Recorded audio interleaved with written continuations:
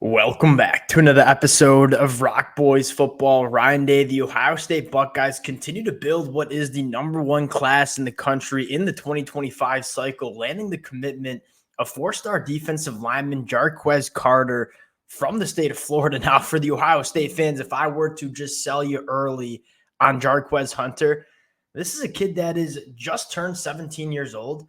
A couple weeks ago in an offseason camp, benched 225 pounds 27 times. You're talking about the fourth strongest defensive lineman that you would have saw at the combine, putting up those numbers as a 17-year-old kid going into his senior year of high school. I mean, kind of a specimen in terms of the strength, and you see that translate to the high school field. I mean, this is a guy that has tremendous power in his hands, and although not the biggest frame at 6'2", 285, he carries that weight exceptionally well. Not a lot of bad weight on the frame, but the power that this kid has in his hands, it's absolutely next level. And if you're an Ohio State fan looking at Ryan Day build this 2025 class, yes, you have, the headliners and guys like Tavian St. Clair. What stands out to me is what Ohio State is doing at the point of attack.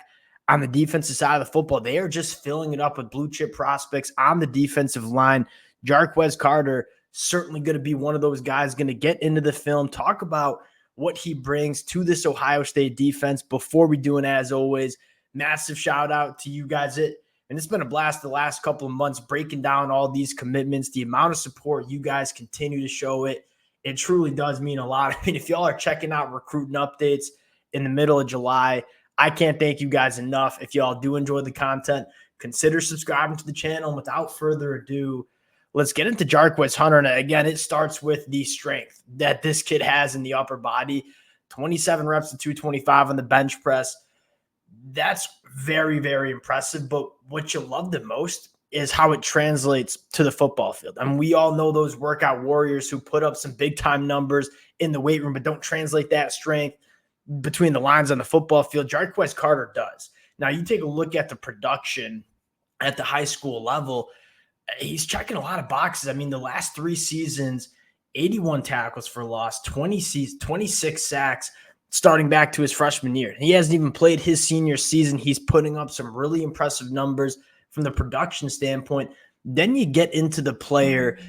And I think this is what I love most about Jarquez Carter. And this tells you a lot because 27 reps on the bench press and the production that we just talked about, like there's a lot to like about Jarquez Carter. What I love most is he's kind of a do-it-all interior defensive lineman. I mean, he can do some of that dirty work, playing with low pads, eating up double teams, letting his linebackers get downhill. I mean, he's built like a fire hydrant, right? He has low center of gravity. He's not the longest prospect, but he's a guy that's a fire hydrant and can eat up double teams, win at the point of attack. But what I love most about him is not only can he do the dirty work, this is a guy that gives you a ton of pass rush juice on the inside, and it's really hard to find those type of big bodies on the inside that can kind of give you the best of both worlds. On those third and long situations, Jarquez Carter is a matchup nightmare for interior offensive linemen because the juice that he has off the football is kind of next level. Again, we talked about him carrying the weight exceptionally well.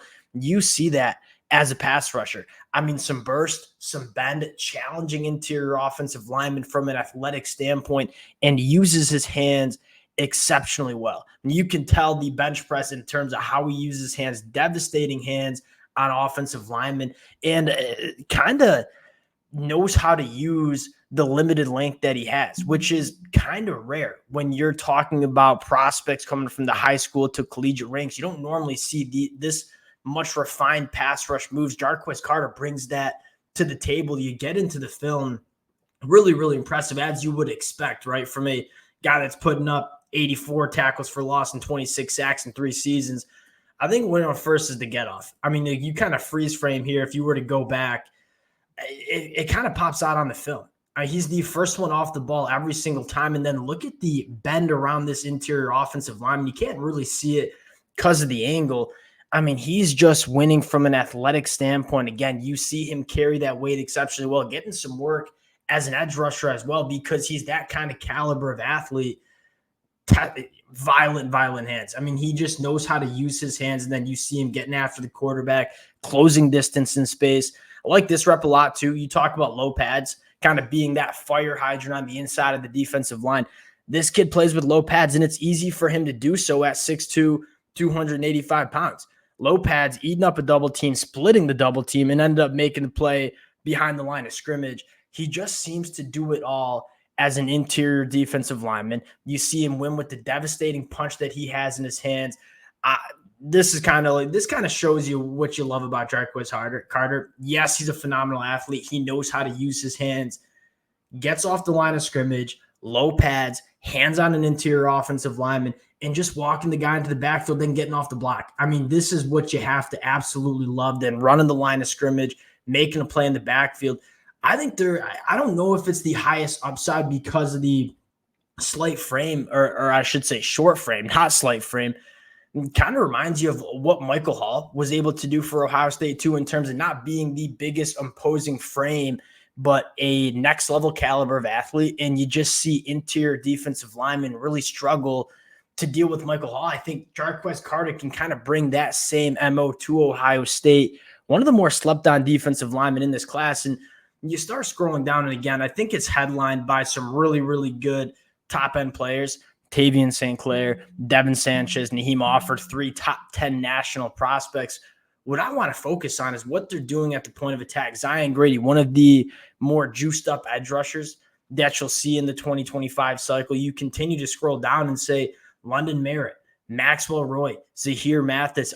They're just kind of filling it up on the defensive line, and that's a really important position to be filling it up on, because you want to have a deep defensive line. You look at Ohio State and what they're doing in 2025, there's a strong emphasis on building a deep defensive line filled with blue chip talent. Jarquez Carter is just going to be another name that you can use as a nose, you can use as a 3. I think this one makes a lot of sense for Ohio State. And I think the last big fish that Ohio State's going for on the defensive line is Auburn commit Malik Autry. I mean, 5-star according to 24/7 Sports. I think you start with Malik Autry and say you just don't see this many kind of guys at the high school ranks, almost 6'6", 320 pounds, a very good athlete for that size. If they can land Malik Autry, flip him late in the process, this is looking like a very good defensive line class for Ohio State. And you can kind of tell Ryan Day is putting a strong emphasis on bolstering the line of scrimmage for Ohio State. It's easy to get, wouldn't say distracted, because we're fired up about Tavian St. Clair, but what Ohio State's doing along the line of scrimmage, specifically on the defensive side of the football, that's kind of what stands out to me. We know Ohio State's going to fill it up with the quarterbacks. They're going to fill it up with the wide receivers. Line of scrimmage play has been something Ryan Day is prioritizing at the high school ranks, certainly on the defensive line. You talk about David Sanders. Sounds like Ohio State might be the leader in the clubhouse for him as well. Kind of hard to get a read on how that one's going.